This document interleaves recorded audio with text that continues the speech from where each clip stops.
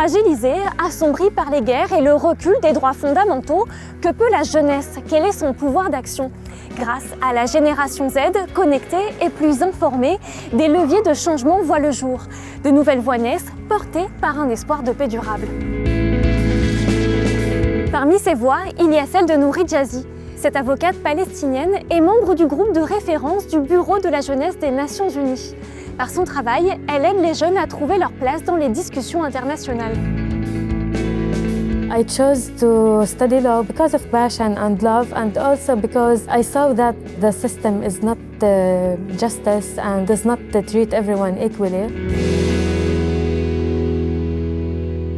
Bonjour Nour, merci beaucoup de nous accorder cet entretien. Quand on est jeune, ça peut paraître impossible de prendre part aux décisions internationales. Comment fait-on? Est-ce qu'il y a de la place pour les jeunes? Thank you for giving me the space to speak about my experience.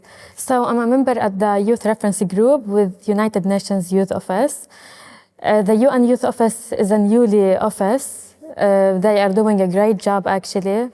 They try to give the space or get the space for the youth to be present and to speak and to make decisions. I try to invest in it as much as I can to make the Palestinian voice more heard. Justement, le droit international, le principe de non-ingérence sont bafoués dans de nombreux pays en guerre. Est-ce important de garder espoir? It's never too late. International law needs to be respected more. And I think that is in the hands of countries, of governments.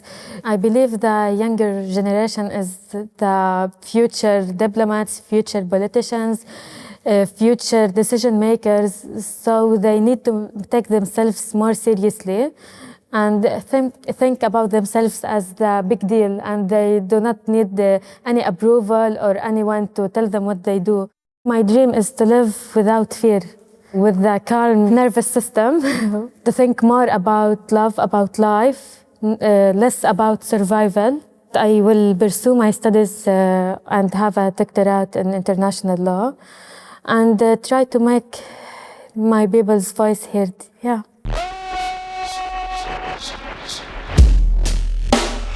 D'autres manières de s'engager existent, comme descendre dans la rue. C'est ce qu'a fait la Gen Z ces derniers mois au Maroc, au Népal ou encore au Mexique contre la corruption et l'injustice sociale. C'était des semaines très intenses et même les plus intenses de ma vie, je pense. Mais c'était aussi génial parce que quand on a gagné, en fait, tout le monde a pleuré, quoi. C'était vraiment hyper émouvant. Audrey Randria Mondrato a largement participé à ces manifestations à Madagascar.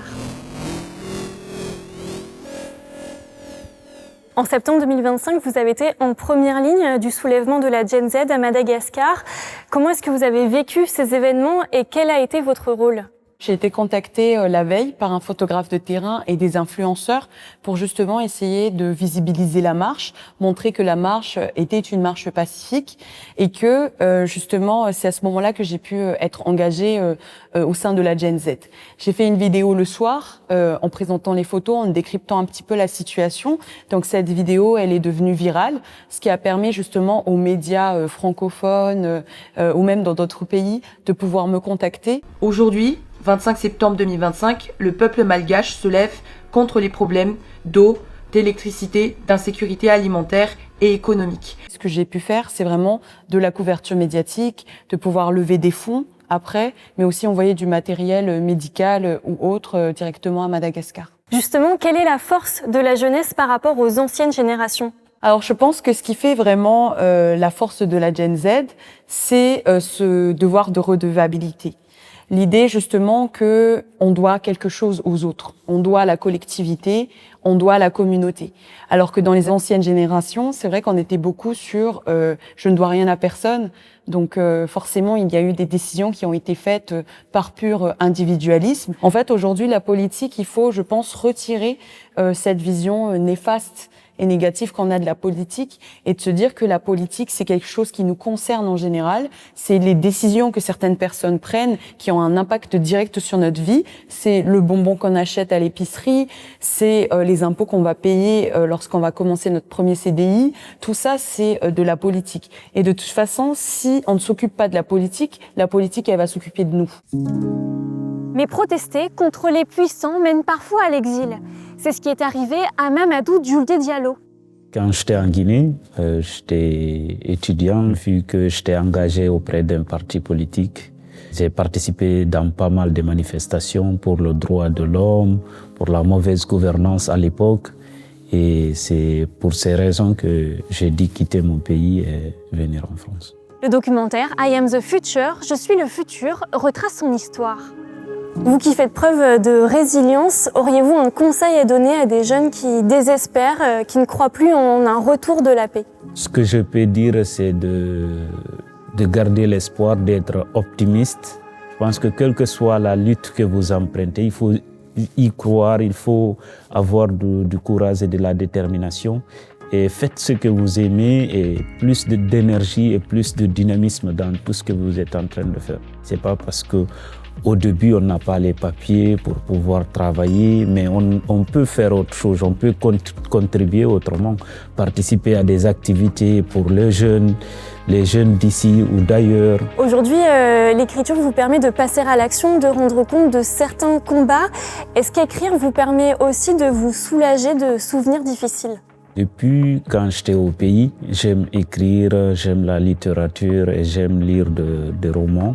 Et j'écrivais parfois des chansons ou des histoires. Je pense que c'est un élément très important, l'écriture, de pouvoir partager à d'autres personnes qui ne connaissent pas réellement ces difficultés-là ou ces réalités-là. Et c'est une autre aussi façon pour celui qui écrit de partager ses douleurs, ses peines et parfois ses joies, ses rencontres avec d'autres personnes qui ne sont pas forcément de la même origine que toi. C'est très important à mon avis. De la Palestine à la Guinée, en passant par Madagascar et la France, ces témoignages porteurs d'espoir nous rappellent qu'il n'est jamais trop tard pour se mobiliser, pour imaginer et construire ensemble une paix durable grâce au courage des nouvelles générations.